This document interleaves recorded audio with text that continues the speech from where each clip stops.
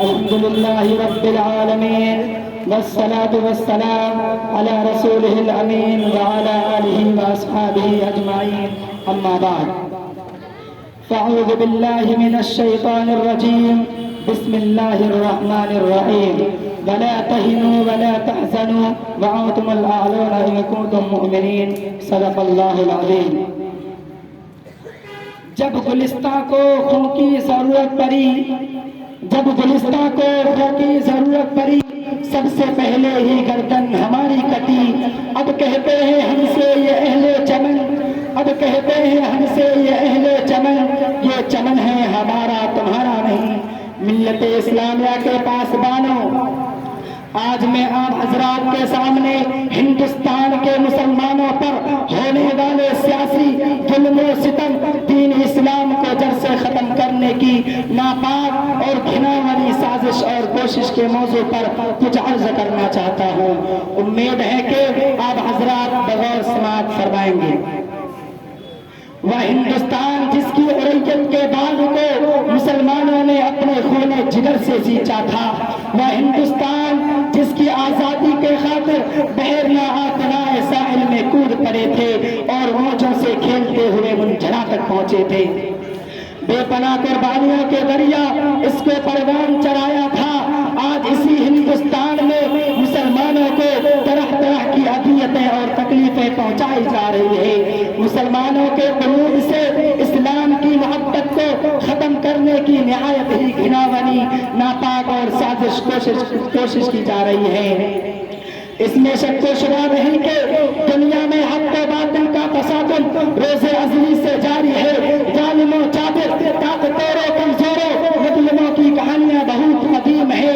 خرمن انسانیت پر کئی بار بجلیاں گری ہے. باغ آدم میں کئی آندھیاں آئی ہے. وحشت و بربریت نے بارہا انسانیت کا منہ نوچا ہے اور حوانیت کا ننگا ناچ کیا ہے.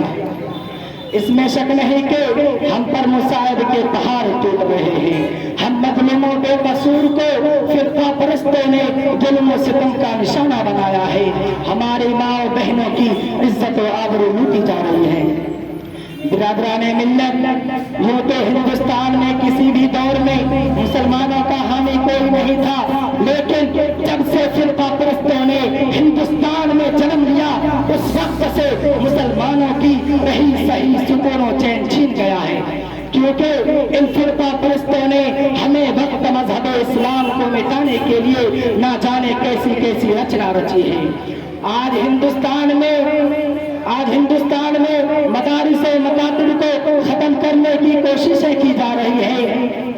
مدارس کو دہشت گردی کا اڈا قرار دیا جا رہا ہے اور یہ الزام لگایا جا رہا ہے کہ جتنے بھی فسادات ہو رہے ہیں ان کے پیشوا اور لیڈر ملا ہے.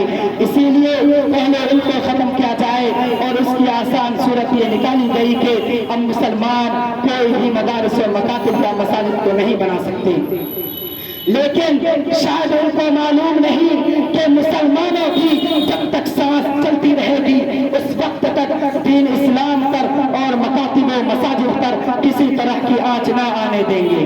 ہم تمہاری دھمکیوں سے خوف کھا سکتے نہیں، ظلم کے آگے ہم اپنا سر جھکا سکتے نہیں. ہے یہی تاریخ اپنی، ہے یہی اپنا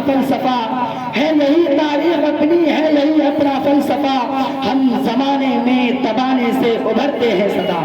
ملت اسلامیہ کے پاسبانوں، اگر وطن ہماری جان مانگے تو جان دیں گے، اگر وطن ہمارا مال مانگے تو مال دیں گے، اگر وطن ہماری اولاد مانگے تو اولاد دیں گے، اگر وطن ہمارا تن من دھن مانگے تو سب کچھ دے دیں گے.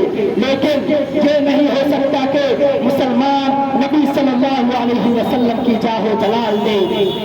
یہ نہیں ہو سکتا کہ مسلمان آخرت کو چھوڑ کر دنیا کو ترجیح دے. آپ حضرات کو وہ تاریخ یاد ہوگی کہ انگریزوں کی ظلم و زیادتی جب حد سے آگے بڑھی اور انہوں نے اسلامی قلعہ کو مسمار کر کے اس پر تخلیقی عقیدے کی بنیاد رکھنا چاہا تھا تو سب سے پہلی کے شاہ عبدالعزیز رحمت اللہ علیہ نے میدان جہاد پر بے جھجک کود پڑے اور افضل الجہاد کلمۃ العلم سلطان جاؤ کے جذبہ پیکرا سے سے سرشار ہو کر ہندوستان کے دارالحرب ہونے کا فتویٰ دیا اور انگریزوں کے خلاف محاذ جنگ قائم کیا اور اس بات کا تحقیق کر لیا تھا کہ غلامی کی زنجیر کے ٹکڑے ٹکڑے کر کے ہی دم لیں گے، جس کے نتیجے میں مسلمانوں کو مصائب مشکلات کے کن کن مرحلے دشوار گزار گھاٹیوں اور وادیوں سے گزرنا پڑا۔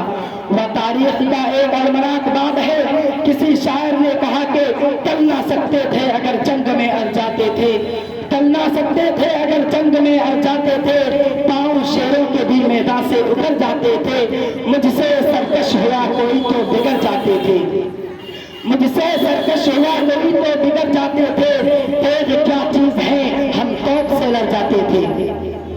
ملت اسلامیہ کے پاسبانوں، وہ ٹیپو سلطان ہی کی داد تھی جس نے یہ کہہ کر کے کہ گیدڑ کی 100 برس کی زندگی سے شیر کی ایک دن کی زندگی بہتر ہے، لوگوں کی رگے ملتا میں آزادی کی بڑی لہر دوہراتی تھی اور خود بھی انگریزوں کے خلاف برسرے بیکار رہے، یہاں تک کہ میسور کی دھرتی پر خون کا آخری قطرہ بھی آزادی کی خاطر بہا کر شہید ہو گئے۔ اگر یہ مسلم قائدین کا قافلہ غلام ہندوستان کے پرپیچ اور بھیانک جنگل میں آزادی کی ساحرات